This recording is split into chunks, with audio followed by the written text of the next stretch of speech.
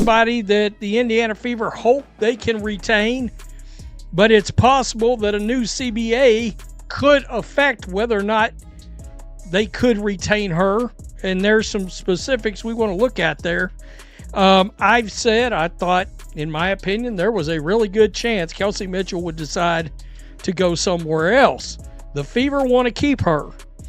I don't know if I'm going to be right or wrong. It's not a gotcha moment, and it's not an issue I'm going to lose sleep over. I can tell you that much. It would be nice to have Kelsey Mitchell back if we can get her back. So there's a chance, right? What she said hit hard. It really showed us the harsh truth about money in the WNBA. Even someone like Caitlin Clark, the league's biggest star, probably heard it and was shocked. It wasn't about a huge new contract. It was about what an all-star like Kelsey Mitchell's actually makes, and how much that could change if a big negotiation goes her way. This isn't just about how much they get paid, it's about power, control, and the future of a whole team, all riding on a few big decisions. We are essentially 20 days away from a potential, if they don't extend the deadline November 30th, then we got a problem. Now, if that was to lead into a lockout, yada, yada, yada, how is that going to affect Caitlin Clark? I will say this.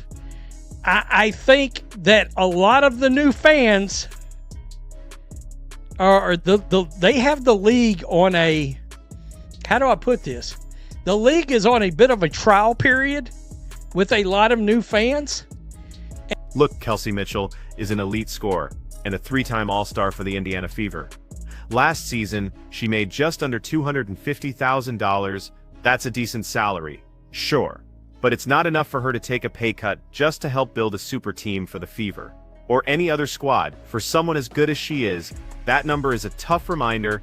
Even the WNBA's best players are walking a financial tightrope, which means every money decision she makes is super important. They have the league on a, how do I put this? The league is on a bit of a trial period with a lot of new fans. And the league probably should do its best to make sure they come back and play basketball on time. It would be in their best interest, right? So if they want to keep some of that momentum, right? Given that the Indiana Fever guard Caitlin Clark is the biggest star in women's basketball, there's a lot of interest around how a potential WNBA work stoppage in 2026 might impact her. The short answer is not. The financial pressure for players like Kelsey Mitchell gets even more intense when you think about the WNBA work stoppage coming up. It's like a big storm cloud just weeks away if they don't get a new collective bargaining agreement by November. A lockout like that would hit almost every player directly, threatening their main income. The stakes are just incredibly high, especially for players whose whole living depends on playing basketball and that league-set salary. There's a lot of interest around how a potential WNBA work stoppage in 2026 might impact her. The short answer is not very much, at least not when compared to most other WNBA players.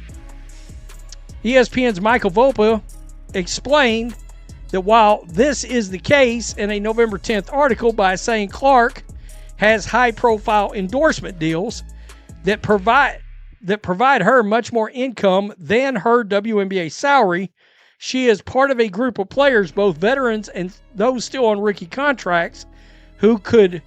But here's the thing. Caitlin Clark's financial future is totally different. She's pretty much insulated from all this league-wide anxiety.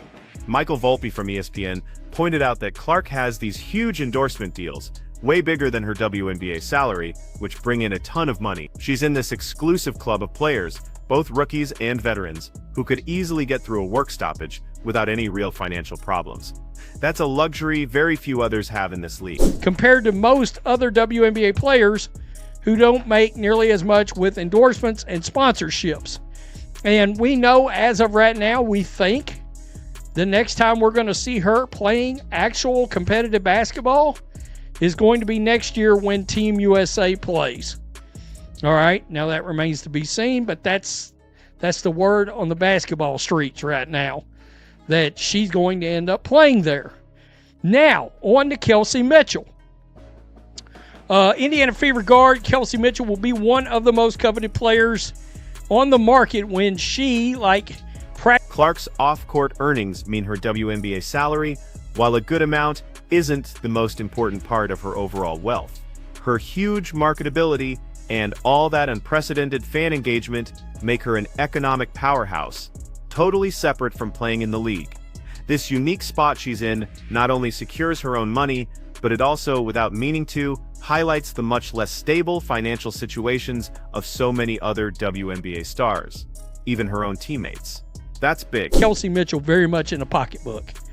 Even the highest paid player in the league last season, Mitchell's $249,244 salary, does not put the 29-year-old in a position to accept a lower figure if she wanted to build a super team in Indiana or elsewhere.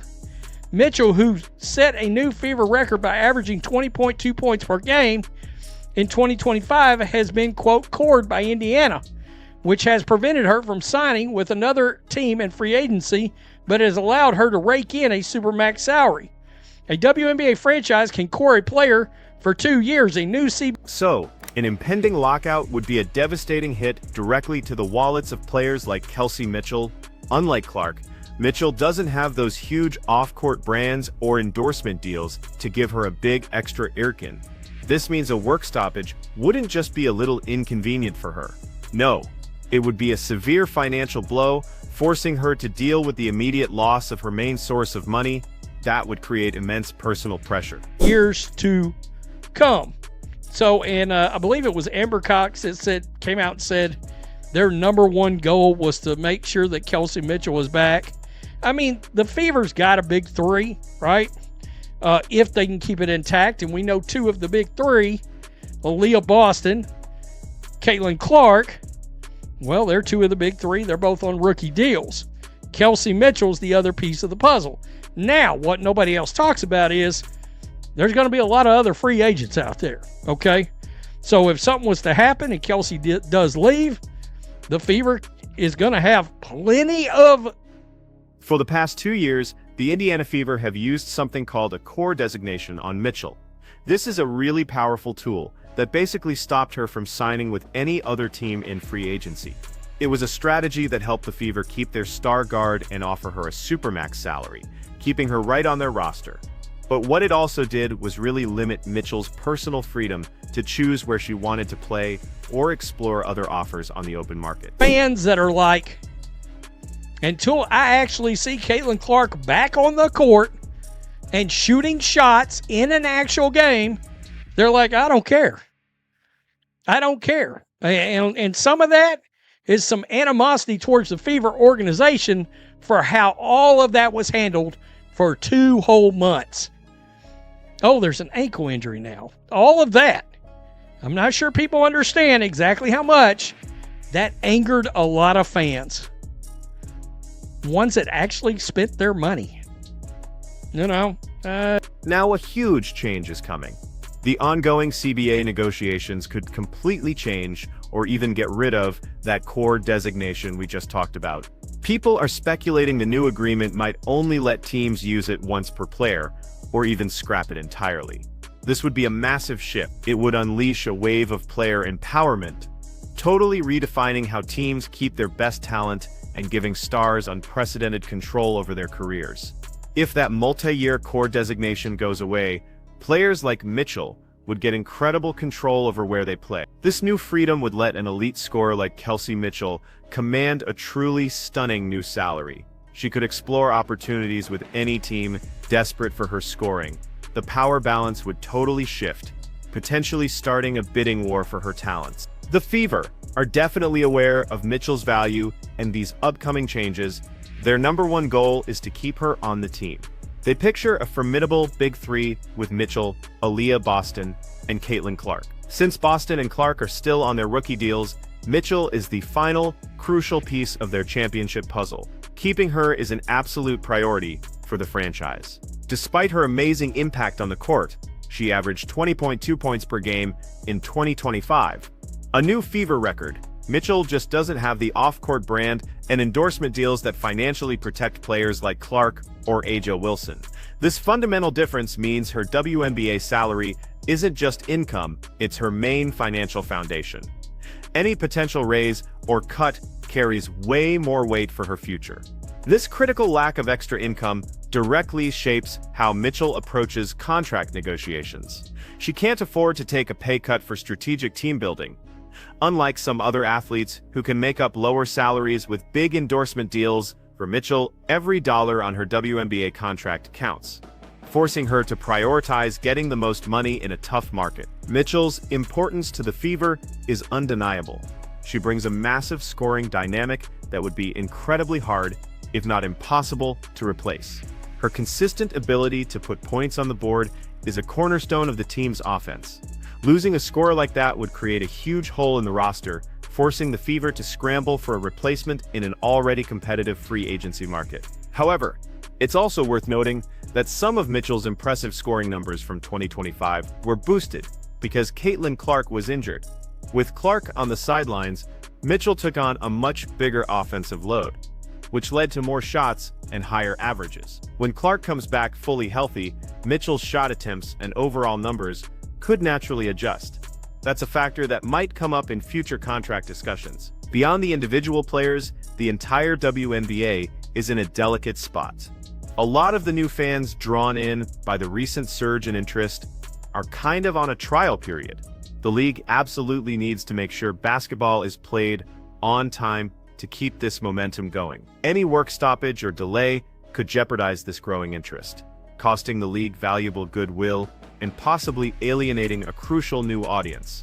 Also, how the Fever handled Caitlin Clark's injury during the season really upset a lot of fans. The perceived lack of transparency and that long uncertainty made many supporters angry, especially those who had eagerly invested their money and attention into the new star.